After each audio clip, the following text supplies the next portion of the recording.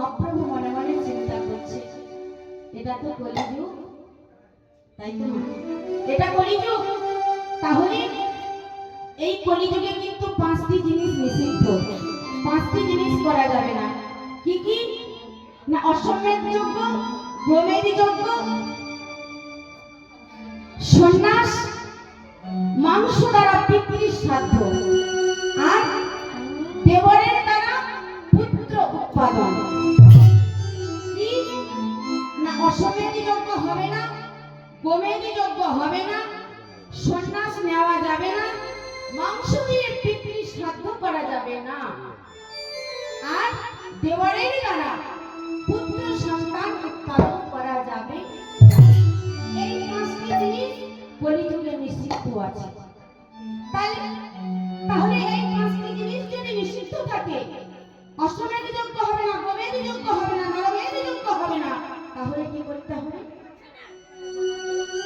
না হরিনাম যজ্ঞ। হরিনাম হরিনাম হরিনাম ওই কেবলম পালো নাস্তে পনাস্তে পনাস্তে পনাস্তে গতির অন্যত। ওরে কই হচ্ছে এই কলিযুগে হরিনাম ছাড়া গতি নাই, গতি নাই, গতি নাই। তাহলে আমাদেরকে কি করতে হবে?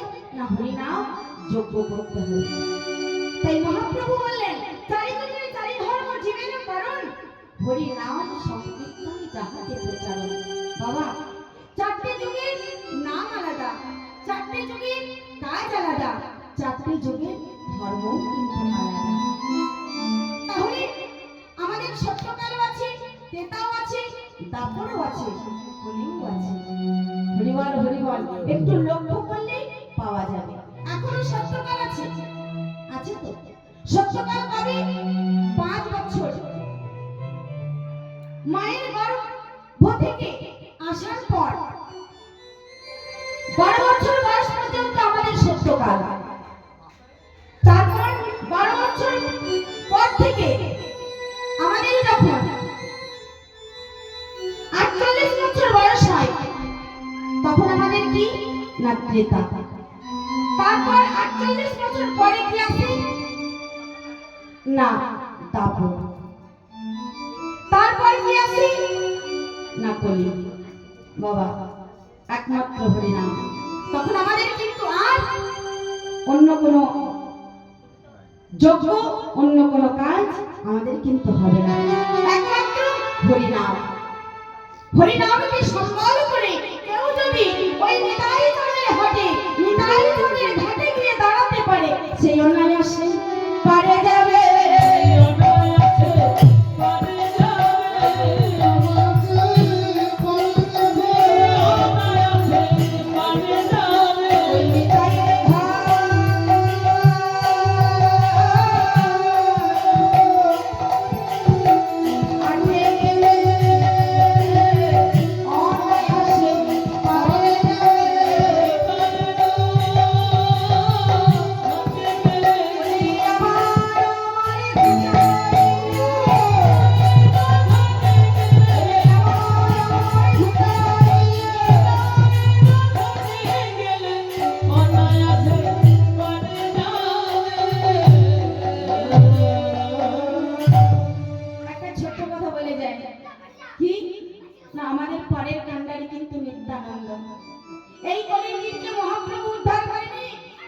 উদ্ধার করেছে কি? না নিতাই। নিতাই নিতাই নীতি প্রতিদিন আই করে।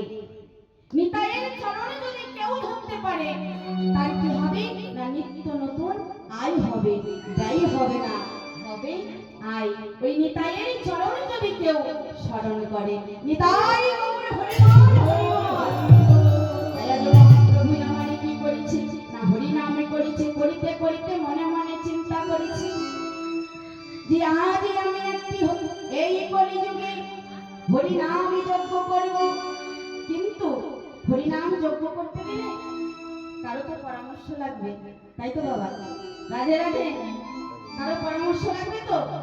তাহলে কার সঙ্গে পরামর্শ করি? এত বড় বিশাল কাজ।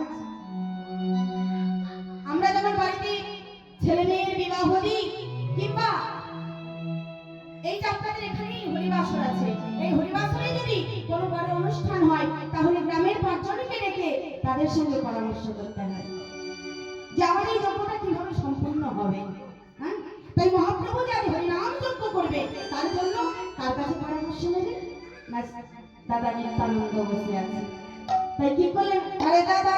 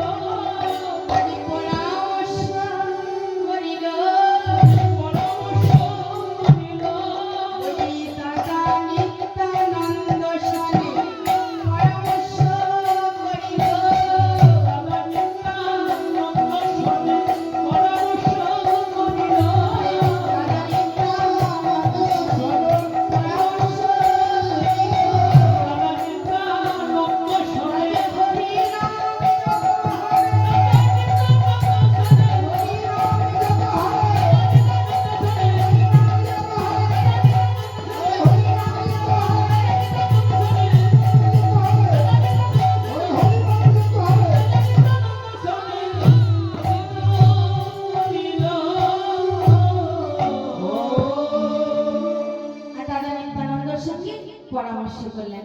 দাদাকে বলছে, দাদা আমি যে একটা হরিনাম যজ্ঞ করবো তার জন্য আমাকে কি করতে হবে বলো?